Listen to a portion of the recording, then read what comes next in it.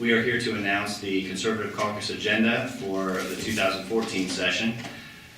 Conservatives are united in our desire to pursue legislation that provides a positive agenda for Virginians, addressing three prominent areas, as you can see from the agenda: limiting government and defending freedom, strengthening and protecting families, and encouraging job creation, progress, and opportunity.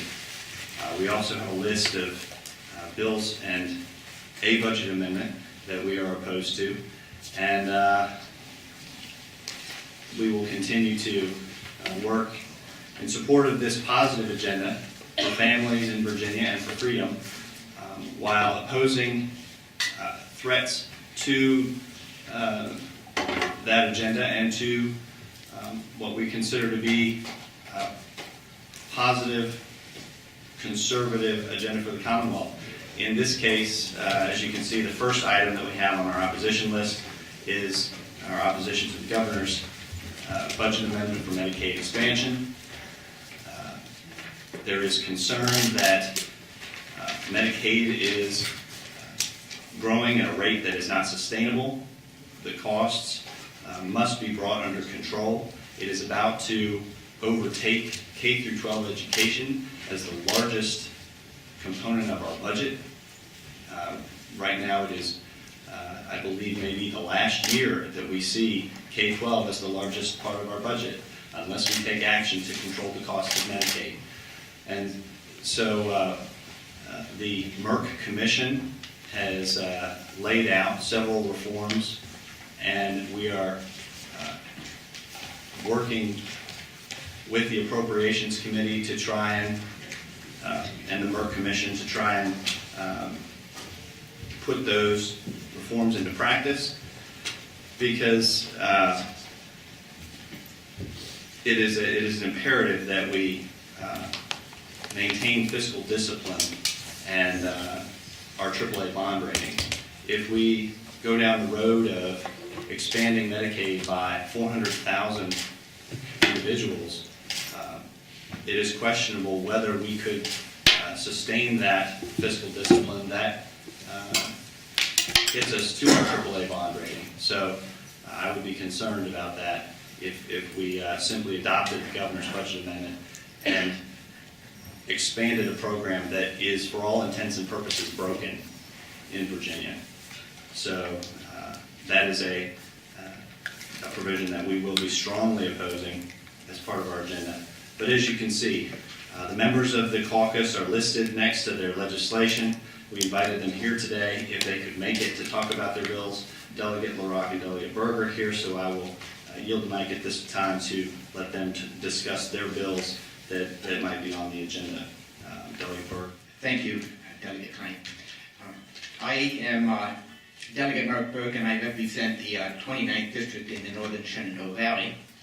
I'm a retired physician, and so it's not surprising that I may put in a bill related to health care. In fact, I have submitted HB 338, which I believe could save Virginia millions of dollars over the coming years by not adding additional costs onto Virginia as it relates to the Patient Protection and Affordable Care Act.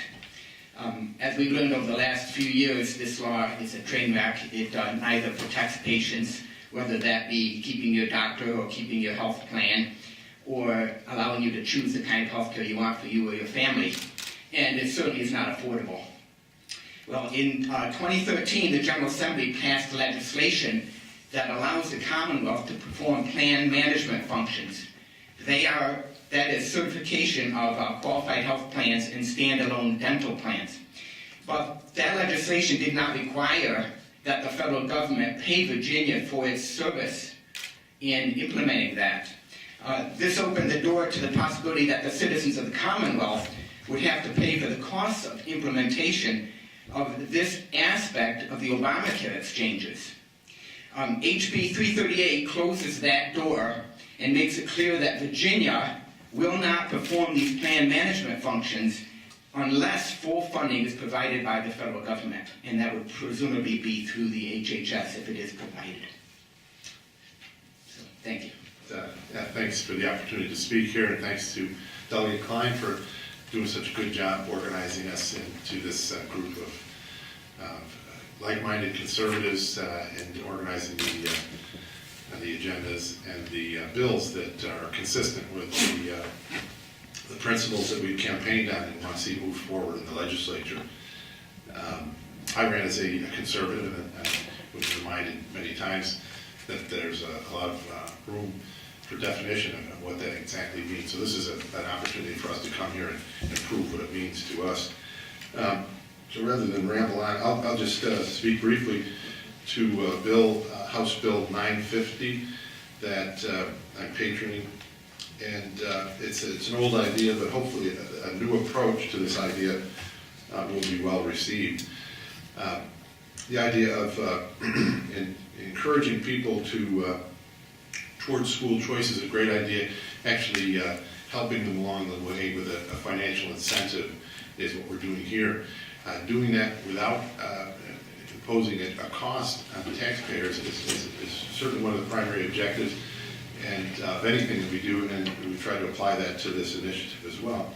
And so the different approach that we're taking, rather than just propose a blanket credit, which would have a corresponding cost to it, we're proposing a credit that would be based on the cost per pupil, of the state's contribution per pupil, and having that, so asking that there will be a tax credit, half that cost for people who move from a public school into private school or choose homeschooling at the onset of the schooling decision whether or not to enter the public school system. A couple obvious advantages of that would be that it would take pressure off localities to expand their facilities and having to raise taxes to do that. First benefit, or second benefit would be the cost savings to the state for the duration of the time that student spends in the school system, beyond 2 years. I'm not sure if I mentioned that, but it would be a tax credit available for the first 2 years that person was in a homeschool or private school. And again, it just encourages school choice, which I think is generally regarded as beneficial, allowing parents to match the school choice that is best suited for their children. With that said, I hope that it will be received well, and that once we get our cost analysis here, the financial impact will show that it's a net positive to Virginia. And if that's the case, then I think we'll probably hope got a good chance of moving forward. Thanks very much. I have a couple of bills on there as well. One to repeal photo array cameras, one to address mental health issues by creating a psychiatric bed registry online that has been in the works for several years, but has been held up in the bureaucracy. And another bill to cut the corporate income tax by 1% from 6 to 5.